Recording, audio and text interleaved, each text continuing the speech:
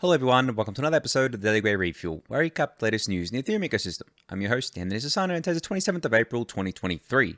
Alright everyone, let's get into it. So first off here, we have a tweet from Uncle Rewards, who said that new deposits just flipped withdrawals in the staking deposit queue on Ethereum. Now, of course, this screenshot comes from the Beacon Chain website, where you can see here, pending validators, 14,100 to enter the queue and 12,500 to exit the queue, which means that there are more validators waiting to enter into Ethereum staking than are waiting to exit. Now, I believe this is definitely due to that great reshuffling that we're seeing of the different staking providers. Obviously, I spoke yesterday about how Kraken was forced to withdraw a lot of their ETH stake, and a lot of users got that ETH over the last few days, and now they're restaking it as with other services, or solo staking it, or going with a decentralized staking service or anything like that, right? They're coming back into staking, and it's kind of shitty that for these users, they're going to miss out on a bit of rewards because they were basically forced out to exit the active validator set with Kraken and then have to go through the queue again to get in. And as I said yesterday, I believe the queue is like 18 days or something, so they're going to miss out on 18 plus days of rewards if they want to restake here, which is unfortunate. And really, the SEC has protected no one. Gary Gensler has protected no one. It's just caused unnecessary pain and kind of like annoyance for a lot of ETH stakers. But what it's done is it's distributed stake away from a centralized player and into more decentralized hands. Obviously, not all of that ETH has gone into decentralized hands and services and solo staking, but still, it's distributing it out, which is always a good thing to see. And it's kind of funny that it was the cause of the US government. That's the reason why that happened. Still would have preferred that it didn't happen. I think just generally, we shouldn't be relying on these other entities to decentralize the Ethereum Beacon chain. We should definitely view all these entities as rather hostile, to be honest. All these governments and nation states as hostile, and work to defend against them, work to defend against not just centralization, but other kind of security risks that fall into that. Now, I did speak yesterday a bit about Ethereum staking, and this is pretty much one of the only things I'm going to be speaking about to it today. So I wanted to speak a bit more about the great reshuffling that I've been talking about for months now, and kind of an analogy that I came up with today. So you can imagine the ETH stake, right? The current set of the ETH staking kind of distribution, or the ETH stake distribution on the network. We all know what it kind of like looks like by now. I showed it yesterday, but just for a refresher, I'll bring up the rated.network website here. So you can see here that the top staking providers are Lido, Coinbase, Binance, Kraken, Rocket Pool, and I mean, they're providers, and then Bitcoin Squeeze, and then after that, there's a lot of other smaller ones. Now, these top providers obviously have a lot of ETH staked, and obviously are pretty vulnerable to ETH going to other services, whether it gets withdrawn from Lido next month and goes to, like, even if it goes to one of the other kind of centralized services here, or maybe it goes to Rocket Pool, maybe it goes to Solo Staking or one of these other smaller services. They're definitely all vulnerable to this. Now, because of the deposit and withdrawal queue, or I guess in this case, the withdrawal queue, the Great Reshuffling is more like the Titanic trying to turn around than it is a small sailboat trying to turn around, right? And what I mean by that is that the Ethereum staking ecosystem is so big, and there are so many validators, and it takes so long to get through the withdrawal queue and then to get back into the deposit queue. It takes months to do that at this point. And obviously, it's not always going to be like that, but in terms of seeing that reshuffling play out, that's why I keep saying it's taking months and years. It really is like turning a huge ship around, like the Titanic, or an even bigger ship than it is a small little sailboat, right? And I just thought that was an apt analogy for how big of an ecosystem ETH staking is, and how hard it is to actually move it. Now, that's not to say that it can't move rather quickly when it wants to, as we've seen with Kraken. Well, when it wants to or doesn't want to. But as we've seen with Kraken, they've lost 2.8% of the market share here, or 2.7%. Whatever it was of the market share, because they were forced to. Now, this has only taken, 2 weeks so far for that to go down?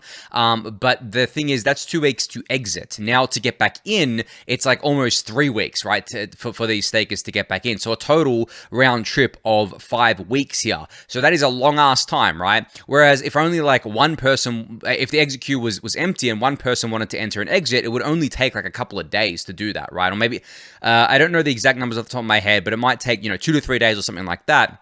rather than 5 weeks. So you can see the order of magnitude difference here depending on those queues. And that's why if we're talking about a great reshuffling, we're not just talking about like a small reshuffling where maybe like 100 people decide, oh, I'm going to change my validators over from Coinbase to solo staking or something like that. We're talking about tens of thousands of validators being swapped around here, which is obviously an order of magnitude higher, a couple orders of magnitude higher than 100 people, 100 validators, I should say, actually. So yeah, I just thought that was an apt analogy that you might want to use when explaining these things to people.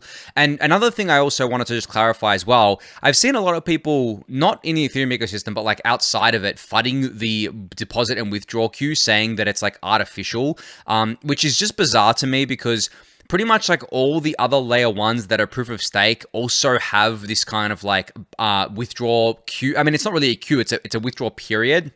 They call it like an unbonding period where it depends on the chain, but it can vary from like 3 days to 2 weeks. It just depends on how the chain's set up and how it works on that chain. And essentially what that means is that if you've bonded or I guess like delegated your stake, because all of these other systems are delegated proof of stake systems, if you've delegated your stake to a validator and you want to basically undelegate or unbond, it can take quite a while, right? So basically, once you do that, your funds aren't available until that unbonding period is done. So as I said, it can stretch up to 2 weeks here. Where Ethereum differs is that the withdrawal queue is not kind of like an unbonding thing. It's actual validators being withdrawn here, and that queue can actually get quite large depending on how many validators want to withdraw at a time. But it is a completely different system to delegated proof of stake. But I just found it funny that people were kind of saying that, oh, look at Ethereum trying to keep people staked by limiting how many people could exit. We all know that's done for security reasons, but it's also ironic because every other layer one or proof of stake layer one that I know of, whether they're DPoS or otherwise, has an unbonding period or has some kind of like waiting period from when you want to unstake. They don't have a waiting period, I think, for staking, but that's only because, as I said, they're delegated proof of stake systems where it's actually, to me, it's not real staking. When you delegate your stake, you're basically, there's no new validator is being spun up or anything like that. You're basically just delegating your tokens to an existing validator. That's why there's no entry queue there and you can start earning rewards immediately. Obviously with Ethereum proof of stake, you have to spin up a new validator every time a validator goes through the deposit queue, or 32 ETH goes to the deposit queue, that's spinning up a new validator here. Even if, and the funny thing is, there's like a pseudo delegated portion of Ethereum proof of stake right now where essentially, if you go and stake with like an LSD, for example, if you buy ST-ETH or R-ETH or whatever, you get instant access to the rewards. But that's because the validators already exist in the chain, and then the more is added over time depending on the mechanisms here. With Rocket Pool, more mini pools are spun up when there's more demand for R-ETH. Obviously, if R-ETH is trading at a premium, then there is an arbitrage opportunity there, so people can spin up mini pools and make basically free ETH, essentially, from that. I did that a few times with spinning up my mini pools, so there are different mechanisms there, but I just felt that was a point worth clarifying because I've seen a fair few people talking about that since Chappella went live, especially.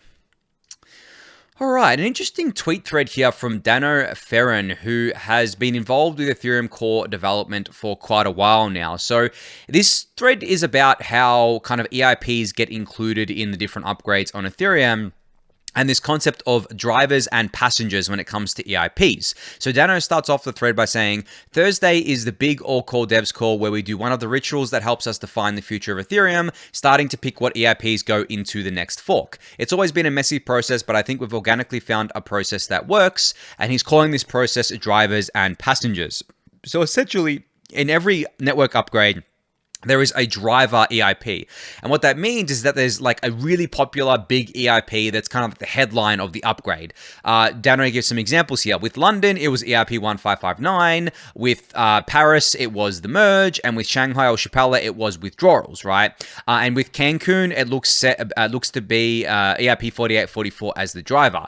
But there's not only one EIP that goes through with most upgrades. There are multiple ones. There's obviously one headline one a lot of the time, but there are other EIPs that come along with it a lot of the time. And those things are passengers here.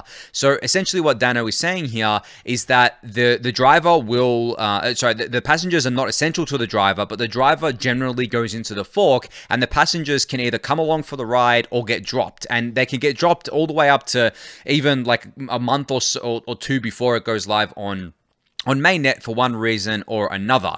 And then Dano says, so what does this mean for Cancun, which is the next Ethereum upgrade? My perspective is we get 4844 squared away and get a reasonable schedule. Then we can consider passengers. Once the passengers list is set, then no new passengers can get on. The passengers can always disembark. That's an important point as well. As we get closer and closer to the mainnet date of Cancun, it'll be harder and harder and then impossible for new EIPs to get included in that upgrade. But EIPs, then these passengers, I should say, can always disembark, can always get off the ride here. It's usually the case that the headline EIP won't get off the ride. In this case, it'll be 4844 because it's the driver, right? All the passengers can get off. The driver can just drive the bus around with no passengers on it, but the drive is still there.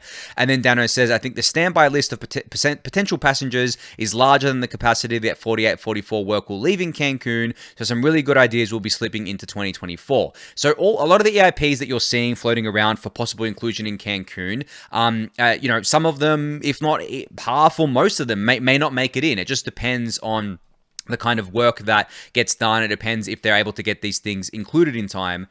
But definitely 4844 will be included. That is the headline. That is the thing driving the Cancun upgrade. And then other things may get pushed to the next upgrades, which will go live in 2024. But anyway, you can check out Dano's thread for yourself. I'll link it in the YouTube description below.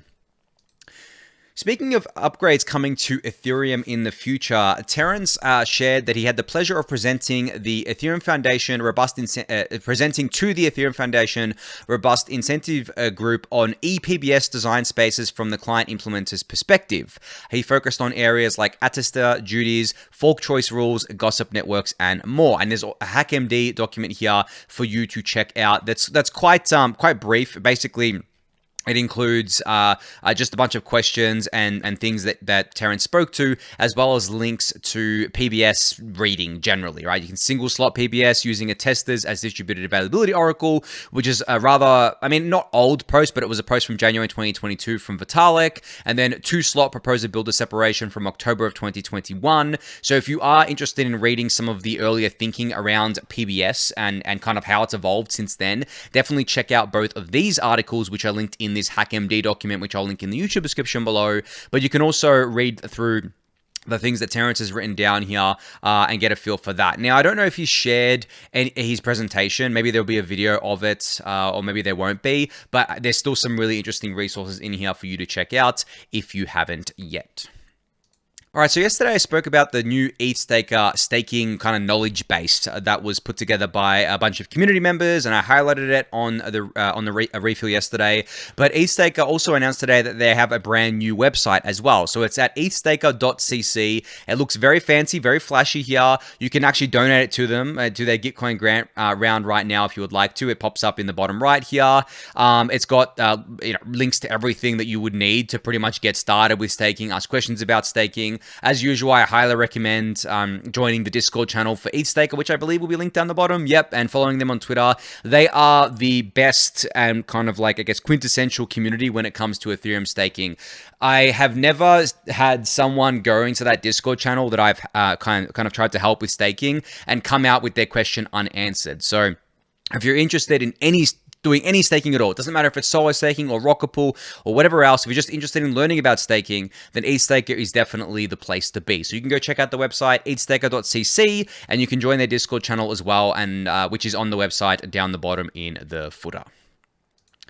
All right, so Mahalo here from Polygon has shared that Franklin Templeton, which is a $1.4 trillion traditional finance giant, expands its money market fund on Polygon. So they will be joining the likes of Hamilton Lane and a number of other institutional players that already leverage Polygon's technology here. Now, I believe this is the Polygon POS chain for now. I'm sure that there are plans to eventually use the Polygon zkVM when that becomes more mature. And you can see here that the details were shared in this CoinDesk article. Just another, I guess, sign that the tradfi market or the institutional market has still got a big appetite for crypto. I think that if you look outside of the crypto ecosystem right now, the world at large doesn't really like us too much, but I don't think that that really applies to these traditional finance players. I think for them, it's like, okay, well, we know something's here with crypto. We know there's a lot of money here. You know, the crypto total market cap is what? So it's $1 trillion right now or something like that. I don't even look at it very often, but it's over $1 trillion, like $1.2 trillion right now. So they know there's a lot of money involved here. They know that crypto has traditionally kind of gone through these bull and bear cycles, and they know that there is no reason right now to think that crypto won't continue to grow or won't go through another bull market or anything like that. So for them, it's a question of, okay, do we miss that train? Do we kind of miss the innovation here? Do we bleed market share to these other solutions, or do we get involved ourselves and basically embrace this new technology? And that's what I think a lot of these traditional, institutional, big tradfi players are trying to do. Now, of course, they move very slowly, very carefully. The analogy of the Titanic and the sailboat probably works here.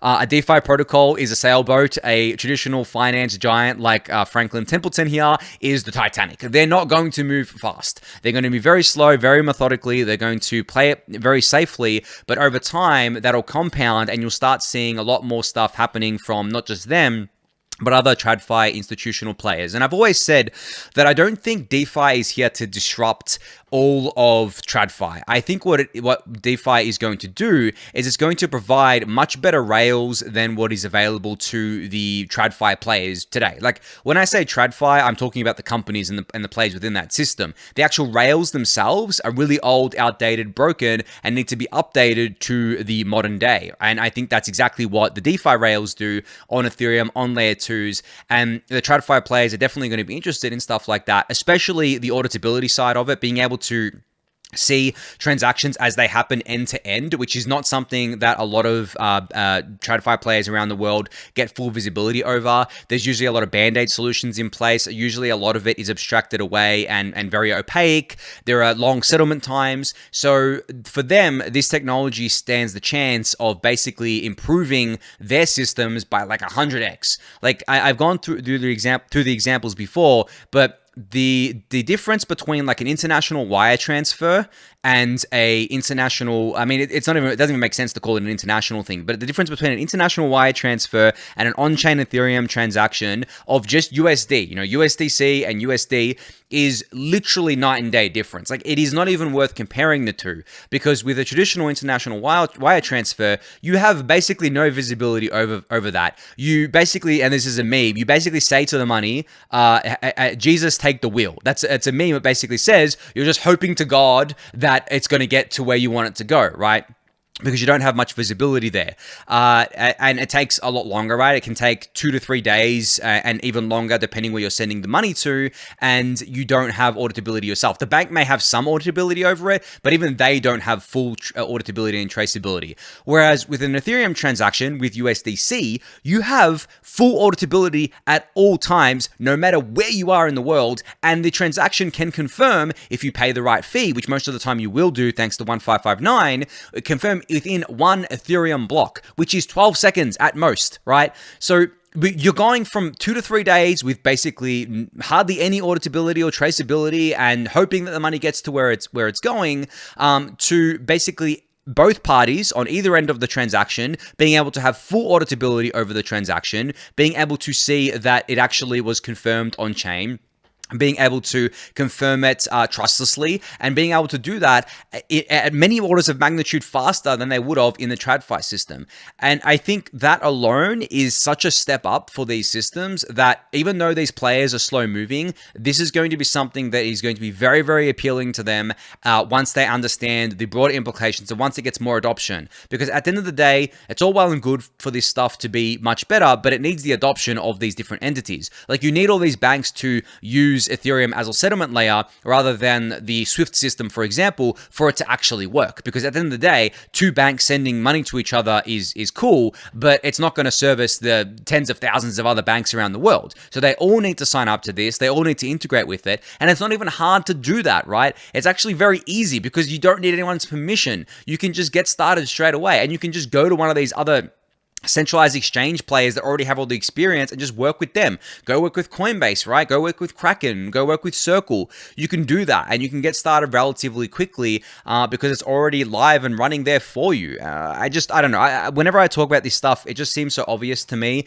And as I said before, the reason why it's going to take a while for this to be adopted and used within the real world or the TradFi world, I guess I should say, is because TradFi is a Titanic, not a sailboat.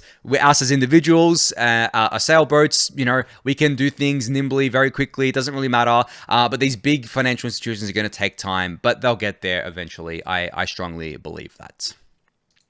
All right, another update from Polygon, which has more to do with the Polygon technology itself. So Mihailo shared this and said, Polygon has come a long way. It is now one of the industry's leading projects. This introduces the need to redefine how it is governed. Here is an invite to the community to engage in this important conversation and shape a new governance model. And then Mihailo says, the post defines 3 governance pillars, explains the status quo and how we can think about them moving forward. And the 3 pillars are protocol governance, system smart contracts governance, and public good funding. And there is a post here that you can read. It's not too long, and at least the contributors that are helping here, but it is really, really great to see this. I think that there has been an open question among the community for quite a while about how Polygon is going to be governed, not just their POS chain, but the ZK AVM, and specifically the ZK AVM, really, because I think that's definitely the where they want to end up. So that's definitely more important to have a decentralized governance process around that. And there is already a token, right, with Matic, so that can play a part in this as well. And there are already a lot of people using the Polygon network and a lot of holders of Matic that could get involved with governance. So it's probably a really great time to be discussing this. Now, if you have, I guess, like thoughts and you want to kind of read through it and reply, you can. It's linked here. Sorry, it'll be linked in the YouTube description below, and you can go check all that out. There's also a framework that was recently introduced called the PIP framework, which is similar to the EIP process. This is on GitHub for you to check out. So yeah, this can basically become your new Bible for Polygon governance generally, and something that I think a lot of people may be interested in, because I've seen people saying before, what's the use of the Matic token, right? What, is it just like a fee token, or is it actually going to be used in governance? Is it going to be used for staking on the ZKVM, stuff like that? Well, this is the processes that are happening in the background to make that all a reality. And you guys know I'm an advisor to Polygon. I should just disclose that there. I normally don't get involved in discussions around kind of like Matic as a token itself, like its price and what drives value to Matic or any of that sort of stuff there. But generally, when I look at tokens, I obviously look at governance as a value driver. I don't think it's like a huge value driver, but when you do governance right, it can actually change the token to have other value drivers to it. So for example, Matic token is a fee token on the POS chain, and a staking token on there, but it can become a staking token on the ZKVM chain. It can do governance. It can do revenue sharing and fee sharing and things like that, right? So there are things that can be done here. But yeah, if you want to have a say in that, you can. I'll link this in the YouTube description below for you to go check out. All right, so a project called AltLayer has announced it is the first Rollup-As-A-Service provider to support Arbitrum Orbit. Users can now soon spin up any L3 applications tethered to the Arbitrum chain in minutes via their no-code tool. Scalability will be a problem of the past. So this is really cool. You guys may have forgotten about Arbitrum Orbit, but it's basically Arbitrum's solution to Rollups-As-A-Service, or essentially kind of like a layer 3 service that sits on top of Arbitrum 1, and I believe possibly Arbitrum Nova as well. Well, this project, AltLayer, allows people to spin up a rollup, essentially on top of this, within 5 minutes, with just a few simple clicks. Very, very cool. Just another project that's building on this kind of like Rollup-As-A-Service thing that I have been covering for quite a while. There are a lot of other teams doing this. There's Sovereign, there's Stacker Network, AltLayer, obviously. There's a bunch of others out there. I'm forgetting the names of all of them, but yeah, this is going to be a big thing going forward. I mean, obviously, Optimism has their OP stack as well. I think this is going to be a huge theme going forward for the space, for the L2 space. As I've said before, I think there's going to be a lot of these things launched, and not a lot of them are going to succeed, but that's generally what happens with a new technology, right? You have like a Cambrian explosion of all these different things. We have all these experiments running in parallel, and then you have a few big winners. At the end of the day, you're never going to get those big winners unless you have a lot of experiments playing out. So I'm just very happy to see There's something like AltLayer and Stacker Network and OP Stack and Sovereign. I'm very happy to see that these things exist because they're going to push the space forward. They're going to push innovation forward. And this L3 narrative is actually heating up now, which I think you guys should probably get more accustomed with. I have said before that I never really liked the terminology because it's very easy to FUD the L3 terminology because people can be like, L3s, I thought L2s were the solution. But at the end of the day, that doesn't really matter. What matters is what can get built and what's providing value to users in a secure and safe way. And I think L3s building on top of L2s, which settle down to Ethereum L1, are fine. I think they're secure from what I've seen. There is no kind of there is no kind of major red flags or negatives with them or anything like that. So yeah, I'm happy to see more of these things go live. Just wish that we had better terminology than we do. Anyway, you can go check this out. I'll link it in the YouTube description below. And last up here, we have another L3 related announcement from Lens Protocol. So they've introduced something called Bonsai, which is an optimistic L3 scaling solution that will process transactions at hyperscale and is designed to support the next generation of Web3 social users. So this was confusing to me today. I tried to find some answers on this. I'm not fully across this generally right now, but basically from what I can tell, this isn't really a real kind of like L3 solution because I believe it is on like the Polygon POS chain. It's not on the Polygon ZK EVM, and it's kind of storing its data off chain. It's a weird kind of construction, and I believe DC Builder actually called this out and said, you know, what tech stack will this use? L3 on what? And then this person, David here from Polygon Lab ZKVM, said, are we for data availability and proof of stake for execution? And then DC Builder says, you know, what do you mean proof of stake for execution? That's not an execution environment. Also, an L3 is a chain that settles on a rollup, an L2. Data availability can be elsewhere, but preferably on the L2 in order to call it an L3. Josh, who I believe is building this, said, we call it an optimistic L3 because we are using bits of both L3 and L2s. And then DC Builder says, but this is not an L3 whatsoever. It's really bad naming. The Polygon POS is a commit chain, and you need to have data availability on an actual rollup in order to call it an L3. It's ignoring all the terminology, the rest of the scalability users, which I hate, to be not gonna lie.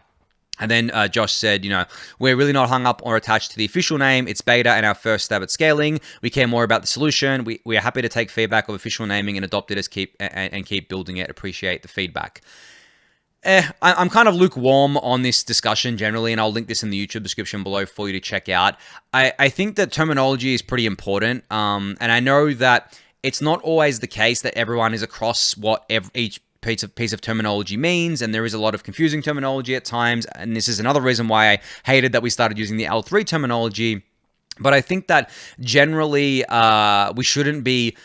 I mean, I don't think what DC Builder did here was wrong. He was asking the right questions, but I don't think we generally should be kind of like putting down or kind of like hurling insults at people for building things, especially if they're taking feedback on board like Josh here has and engaging in an honest discussion. I think you can make fun of people and you can kind of call them out if they're not being honest about it, if they're not being positive about it. If, for example, they're saying, you know, what you're saying is wrong, I'm right, when in reality that, you know, that you're actually wrong, I think that's when it gets to a point where you're like, okay, well, I'm going to call out this bullshit, right? But yeah, I saw all that. I just wanted to point it out because, as I said, it's not really an L3 scaling solution. As DC Builder says, an L3 scaling solution would settle onto a rollup, an L2, and then preferably settle down to an L1 with all its data, either Ethereum L1 or another one here. So yeah, I think that the naming is going to change around here. But other than that, it's cool to see that Lens Protocol is trying to build on more scalable solutions here, and not just obviously on the Polygon POS chain, trying to branch out. Pardon the pun. So I'm happy to see that, but I will revisit this when I think it's more clear exactly what it is and what it's trying to be. But great to see that they've taken the feedback on board, it seems, and they're going to evolve this as time goes on. But on that note, that's going to be it for today. So thank everyone for listening and watching. Be sure to subscribe to the channel if you haven't yet. Give the video a thumbs up, subscribe to the newsletter, join the Discord channel, and I'll catch you all tomorrow. Thanks, everyone.